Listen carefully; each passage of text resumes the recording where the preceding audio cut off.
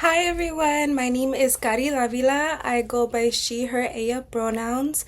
My major is Latin American Latino Studies. I studied abroad this past winter quarter with Art, Food, and Society UCEAP program in Rome.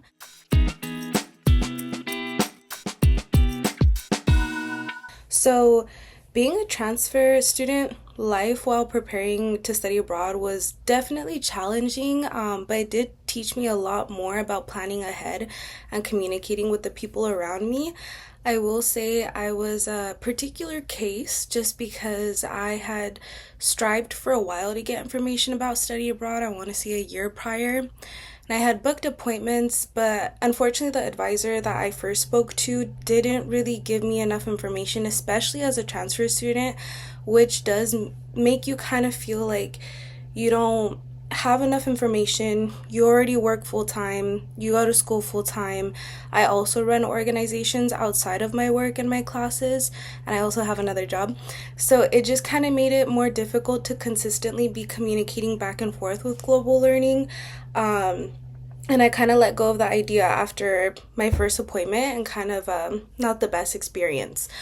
With that, it did discourage me to continue to get information until I got nominated to a Mallorca Rotary Scholarship where I was sent over there with all expenses paid to talk about immigration in the US. And once I was abroad, I just realized I have to be abroad again. Like, this is just such an incredible experience. I learned so much, I grew so much as a person. So, despite my previous encounters with UCEAP abroad programs, I went ahead and talked to incoming, like the first year abroad advisor.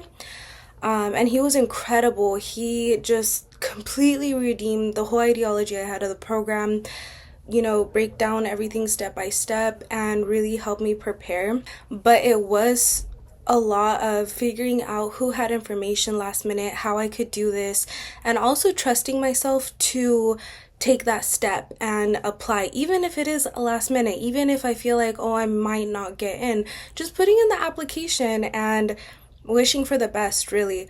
Another thing I was focused on was communication with my family. So since I'm usually the first person my family calls when they're in need or something happens, I wanted to make sure to plan with them to make sure that we were set if anything was to happen while I was 9 hours ahead, that we would be able to communicate in some sort of way, and also let myself relax with the fact that like I'm not going to be there all the time, and I'm not going to have so much time to give to them as I used to. Therefore, kind of mentally preparing that not being there for every issue with my family is okay, and enjoying my time abroad, especially as someone that's older and as well a transfer, it comes with just having more experience in general than your average student. I also planned my arrival very carefully, so I was super ahead of it when it comes to making sure I got my health clearances, making sure I got a hotel that was walking distance to the center, because I didn't know my address yet for study abroad, so I wanted to be able to walk to the center, get the information, walk back to my hotel, and from my hotel Uber to wherever I was going to be staying. And that really did help versus getting a hotel that was farther away, closer to the attractions, and then having to Uber to the center, an Uber bag, and then Uber to where you're going to be staying. If also financial costs are an issue when it comes to that, I do suggest to try to get something closer to where the accent center is.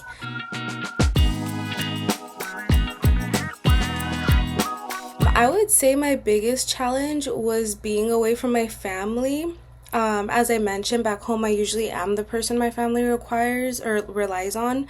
So it was difficult that life was continuing without me there for every moment. And there were times where I felt like I was missing important events and conversations. That was hard emotionally on me while abroad.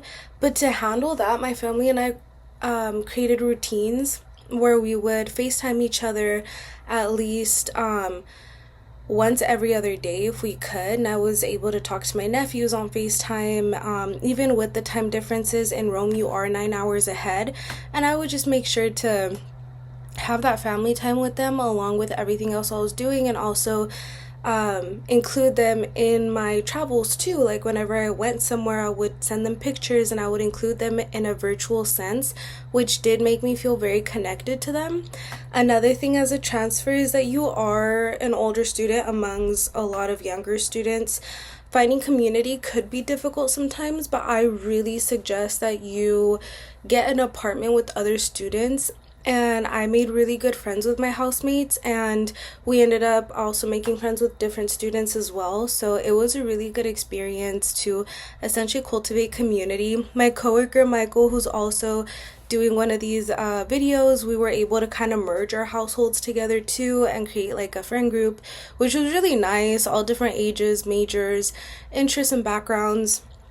And we also traveled to different places together as a group too. We went to Florence, Morocco, and it was a beautiful experience. And definitely making sure that you don't limit your mind into thinking, oh, I'm not fitting in, anything like that. Even if, let's say, your program, you're not having the best luck with the kind of people that are in your program, you are around so many different centers and universities. I had the privilege of meeting so many international students that go to the University of Rome while out and about, that I made friends with them. So then I also had my local friends, as well as my UCEAP friends.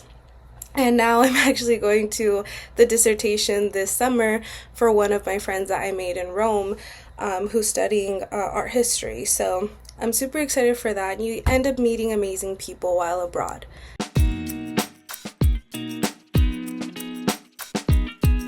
Honestly, staying curious about everything.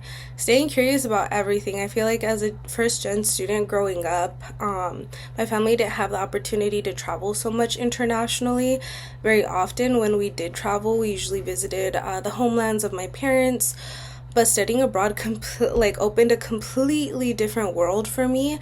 Every museum, church, street, meal, and conversation became an opportunity to learn something new, and that's very much what I took when I went over there, is that I wanted to be curious about everything and anything. And now, having traveled from 20 years old to now 26 years old, I've been to 12 countries, and I've realized some of the richest forms of education comes from being curious about people and cultures and histories and ways of life that are different from your own. One of my favorite parts of studying abroad was building friendships from people from different countries and backgrounds, and those friendships are something I still value today. I also think gratitude is really important. Every day I reminded myself that this was an opportunity that many people dream about and wanted to do, so I appreciate it very much. And I also made really good friends even locally, like down the street from Accent Center in Rome, there's Fabio's Cafe, Amore Bar, who gives discounts to the local uni students. He's incredible Italian Roman man. He also works with his daughter, and the rest of the girls that work there are such sweet ladies, and I felt like I was just coming home to family every single time I was there. For my birthday, they also did something. It's just a beautiful experience. And yeah, there was also practical resources that made my life easier. I am a Peaster scholar, therefore scholarships and financial aid made studying abroad possible for me financially. My major advisor was incredibly supportive and helped keep me on track for graduation while answering questions from way afar. Also, for future transfer students, I also recommend a few resources that help me. The app Free Now is great for airport transportation because it's fixed pricing, meaning Uber, Lyft, or local taxis will sometimes upcharge you depending on fixed rates or things going on, which then caused me sometimes to be constantly traveling.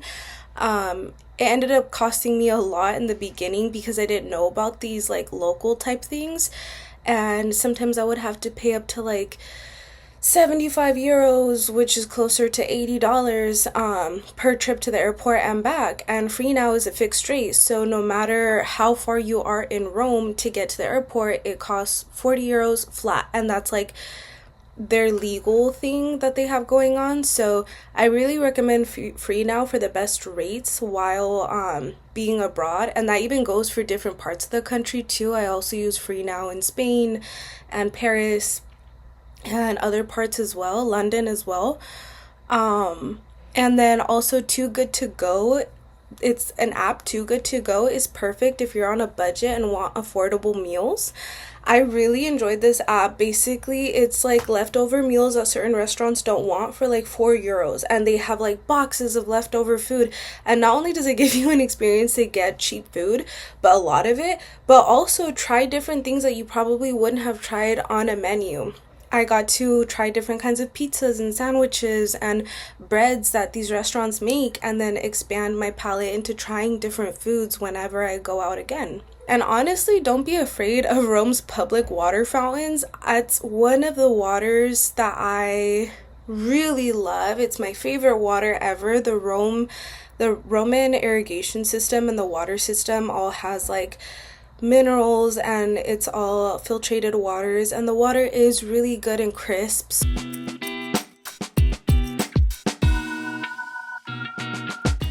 My biggest piece of advice would honestly be that you deserve this experience. This is such a great experience to have.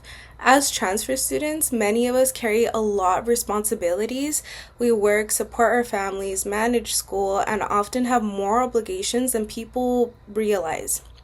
Because of that, study abroad can sometimes feel unrealistic or something that's meant for somebody else, just because it requires so much time to even do something as little as getting basic information. But I want future transfer students to know that there is absolutely a place for them abroad. I have now applied to graduate school in Spain, where I got into a private international university studying international relations and law with a practicum at the United Nations.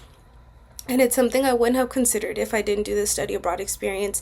To be able to be somewhere for 3 months, and though I miss my family, though I am foreign to this land, I was able to have such an amazing experience that I can only imagine what more I could experience elsewhere.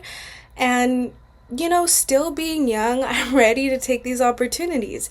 Therefore, I have accepted that grad school, and I am now going there this September, and I plan to also visit my beautiful friends I met in Rome time to time while being out there. And study abroad gave me so much more than the opportunity to travel. It gave me friendships, confidence, new goals, and memories that will stay with me for the rest of my life. If you're considering studying abroad for the first time, my advice is simple. Take the chance. You never know where it might lead to, and stay curious about everything. Thank you guys, and I hope to see you guys studying abroad too. Bye!